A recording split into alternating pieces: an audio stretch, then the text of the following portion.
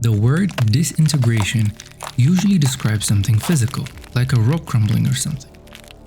But now, I'm about to tell you how the human mind can disintegrate too. It doesn't happen all at once. It's actually quite slow, quiet, invisible at first, until one day, the person you were is just gone. This is the story of Ricardo Lopez, a loner who dreamed of becoming an artist, but instead he became something much darker, a stalker and a potential killer. Ricardo's name is forever tied to the woman he obsessed over, the singer Björk. She was a big shot back in the 90s. He never met her, but in his mind, she was everything, until she had to die. What I'm about to tell you isn't your typical stalker story.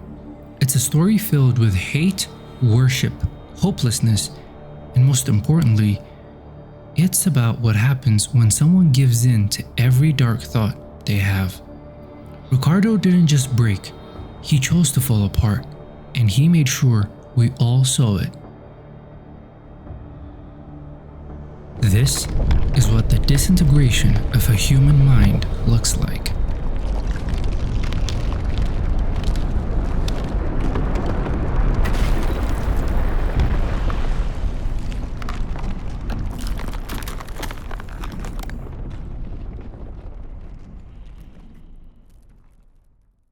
If you passed Ricardo Lopez on the street, you wouldn't look twice.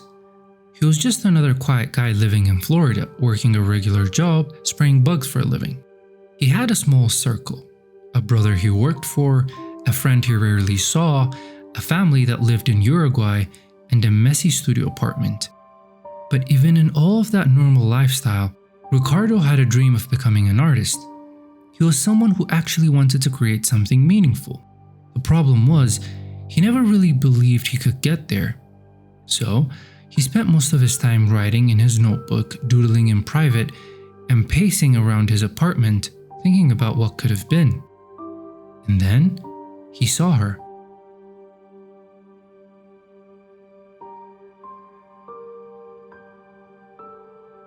It was 1993. Ricardo was watching MTV when a music video came on. She was strange, unlike anything else he's ever seen. The woman didn't look like she was just performing, but casting a spell. At least that's how it looked to Ricardo. That woman was Björk.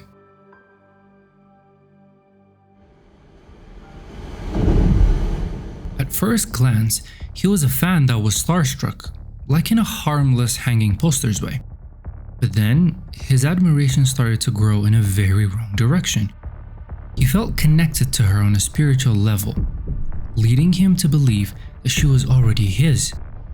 Björk lived across the world from this man, thousands of miles away from his tiny apartment.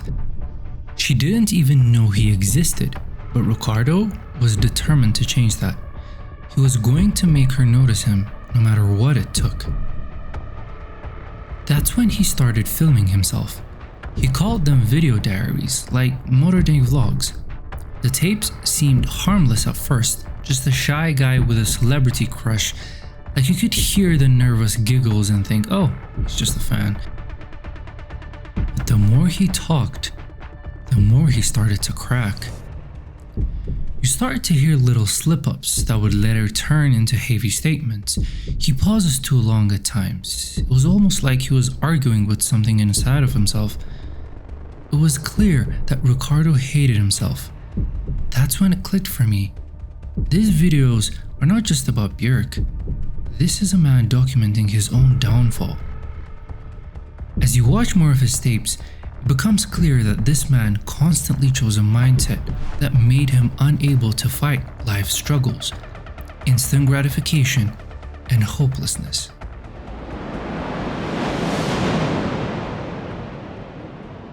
In Ricardo's case, instant gratification meant that he chose to indulge in his beliefs no matter how wrong and bad they were for him. And the craziest part was that he was aware of it. He believed that life should be all about pleasure instead of overcoming your pain. He talked about Satanism, not religiously, but he endorsed it as a concept. It gave him the excuse that told him he was the center of everything. Ricardo chose to be lazy, and he would preach any philosophy that would justify that. His day-to-day life was a reflection of that mindset, because he would easily give in to temporary pleasure, and the more he gave in, the more disgusted he was with himself. I mean, one of my philosophies is, do whatever. Well, let me explain. Satanism. Whoa, the word, Satanism, what the hell? Well, yeah. The number one thing in Satanism, the religion, is an indulgence of whatever your pleasure is. I mean, whatever. If you like, getting, fucking them in the ass. If that's what you like, then you go ahead and do it as much as you want.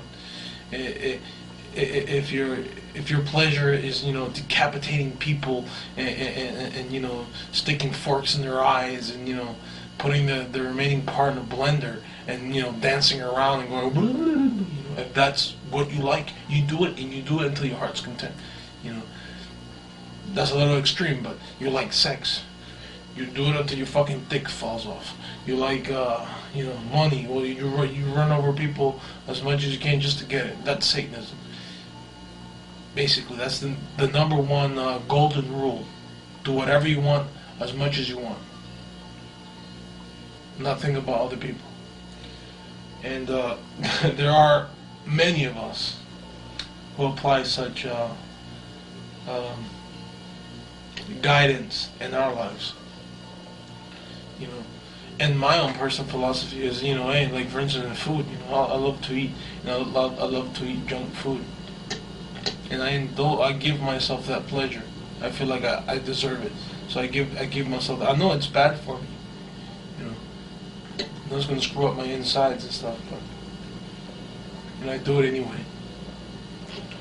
And in a way, I mean, with sex, if I wouldn't... Underneath all of that pleasure seeking though, there was something sadder. Ricardo was hopeless. You could hear it in the way he talked about the future or how he avoided talking about it.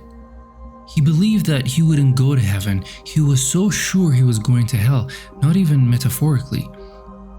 He actually said that he believed he was damned, so if that was his fate, there was no point in being good. If he was going to get punished, he might as well earn it. That belief freed him from consequence and restraint. He stopped caring and indulged in every intrusive thought that would come to his mind.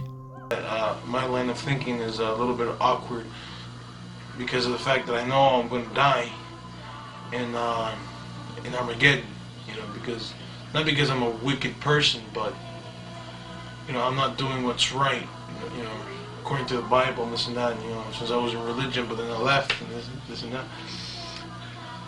So, and I believe in, what the Bible says about, a destruction that's going to come and this and that, whatever. But, I'm doomed. I don't really feel like doing anything about it as far as, getting back into religion. That's a subject matter that I'll, discuss. So now you have a man who not only doesn't have self-control, but a reason to justify it, and the timing couldn't have been worse. Suddenly, all of that self-hate and chaos inside him found a new direction when he saw the headline, Björk was dating a black man named Goldie. Why is that a big deal, you ask? Well, Ricardo was very racist. Most people in this world, I'd say the majority, are cockroaches. Me being one of them. If you look around you, I'm a piece of shit, okay? I'm dirty, sloppy, fat, disgusting, okay? I'm a piece of shit, okay? The reason why I'm not interested in finding a girlfriend, this and that, because I'm a piece of shit. Not that I don't have self-confidence. I mean, that's that's funny. But, I'm a cockroach, just like most people. The shit of cockroaches in my eyes. I mean, that's ignorance at its finest, but it's how I feel. exactly how I feel.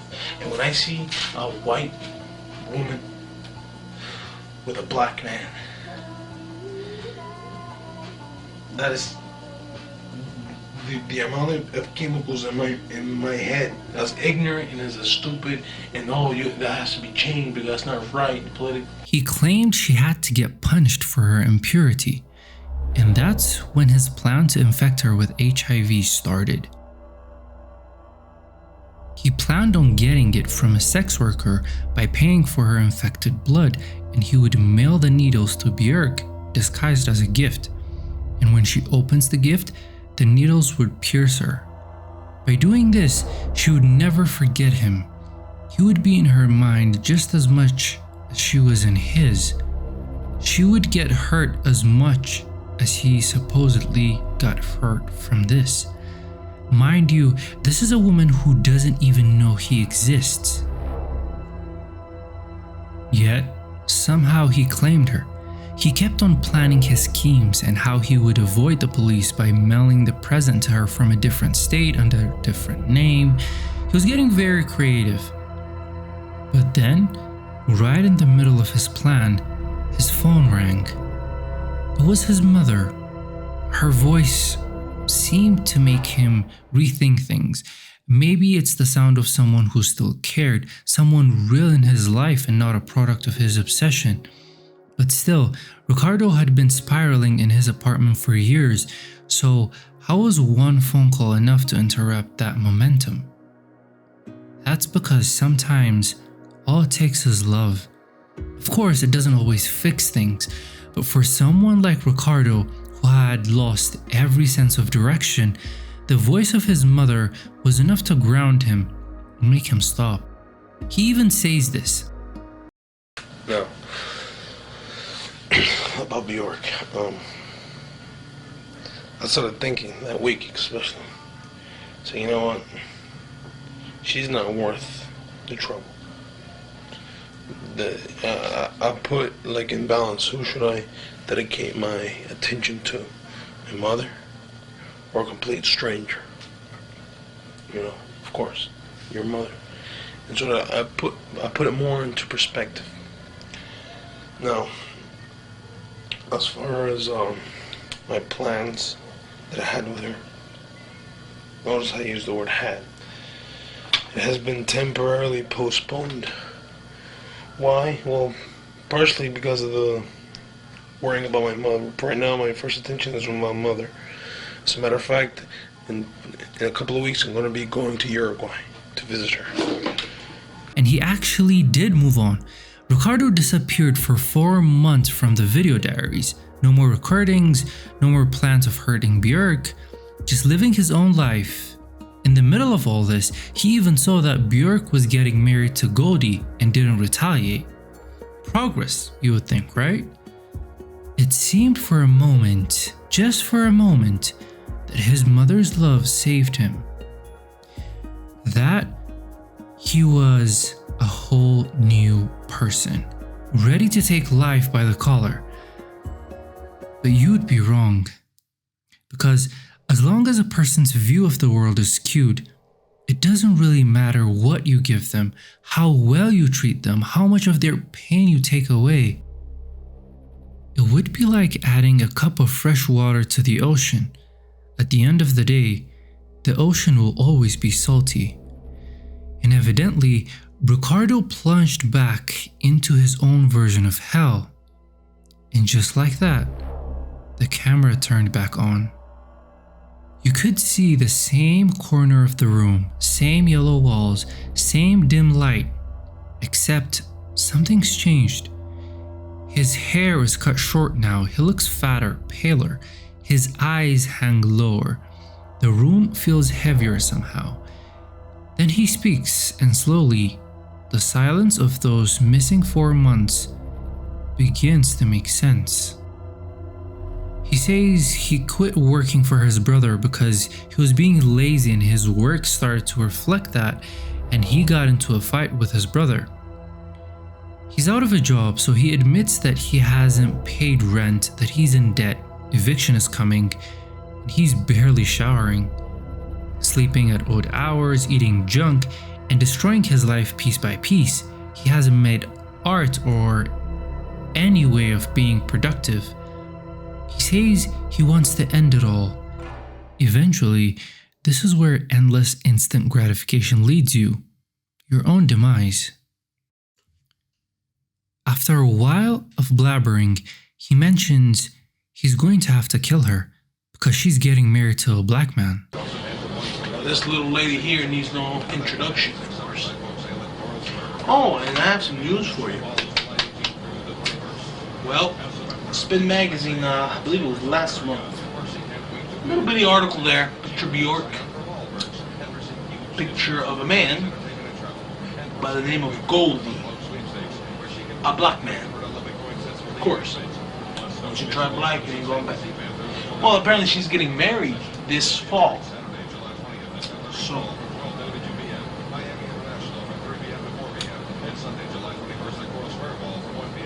I'm just gonna have to kill her. I always wanted to say that. Well,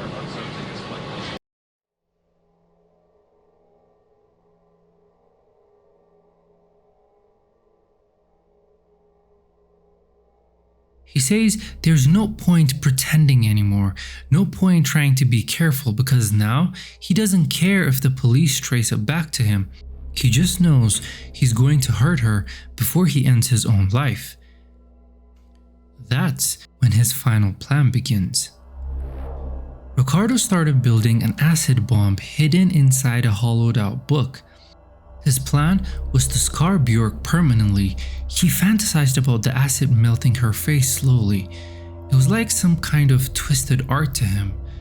By this point, he wanted her to suffer in every possible way, but made sure she never forgot him. That included going after the people she loved. By then, Bjork wasn't just a 31-year-old international artist, she was also a mother. Her son, born from a previous relationship, was just a little boy, but that didn't matter to Ricardo.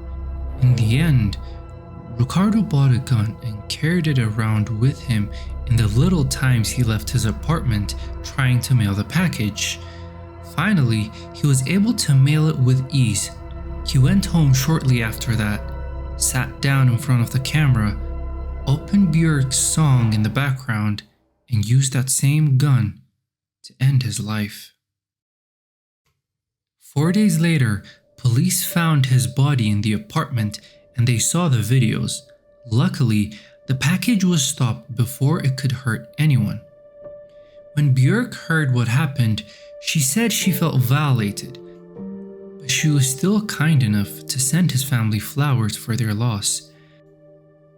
In the end, Ricardo wanted to be noticed by her, and she did notice him. But what he didn't realize is that his obsession didn't make him eternal. It just made him tragic.